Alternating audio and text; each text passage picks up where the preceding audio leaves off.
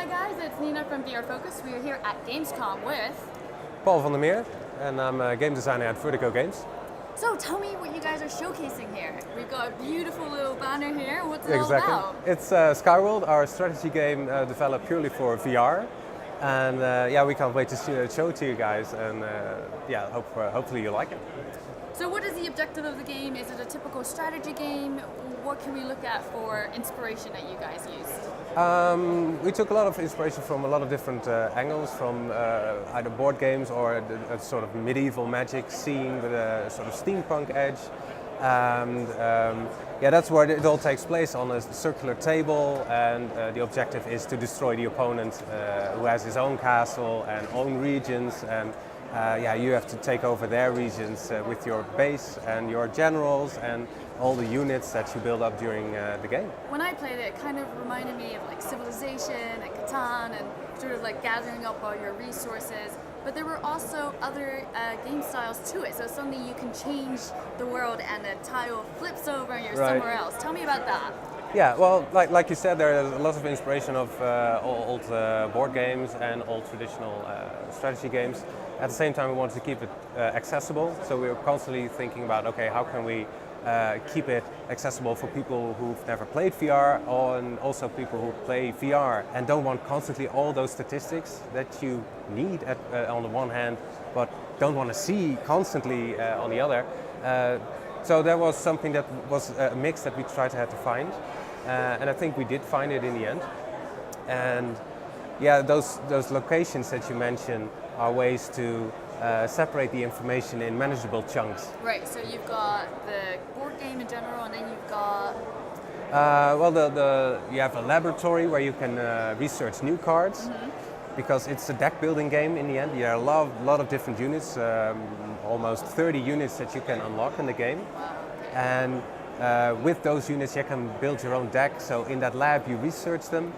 In a different location you upgrade them. And there's another location where you manage your finance, because you're going to need a lot of money to do that.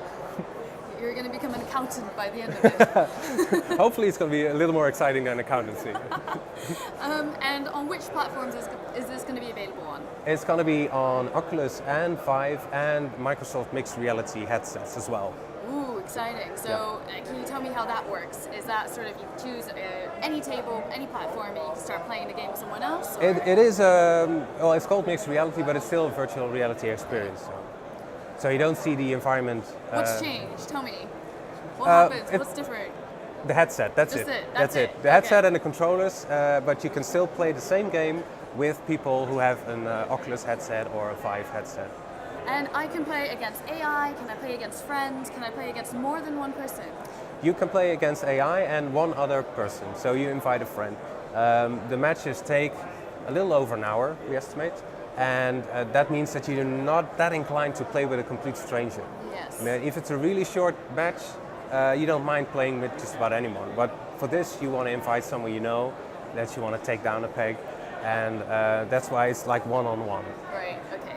What I really like is the fact that I can hear and sort of I can see them in a virtual world. Sure, yeah. But is there sort of some type of like spectator view that people can see online if you want to share your game that you're doing? There's no spectator view planned as of yet. I mean, it's an interesting idea, and it's definitely supposed to be a social experience, and that's what makes it fun, you know, to see the other person playing, and that was a big thing, getting the other person in that world. But as far as spectating goes, no, it's an audience of one. Just saying. And when is the game released? It's going to be this fall. This fall. Yeah. Oh, very, very exciting. And then what are the next steps after this? We cannot really say yet. I mean, we have a lot of things planned, and luckily it's a very scalable game for other platforms, but also like the game itself. Units, for instance, other factions. There are lots of different things that we can think about and develop further on, but we haven't made any decision yet. What's the feedback that you've gotten so far?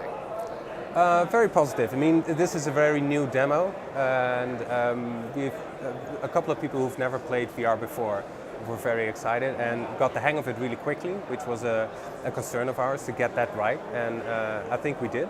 and other players who had either seen the game before or have played virtual reality games before like the fact that it was a strategy game, and that's not really out there yet for VR. I mean, you have lots of on-rail shooters and VR shooters in general, but not really this type of game. This is more laid back. I mean, you can play it standing up, but you can also play it sitting down, and it's turn-based, so you can take your time, and that's a nice thing to have as well. Nice, fantastic. Well, I look forward to playing it again sometime in the future this fall, right, Yeah. when it comes out.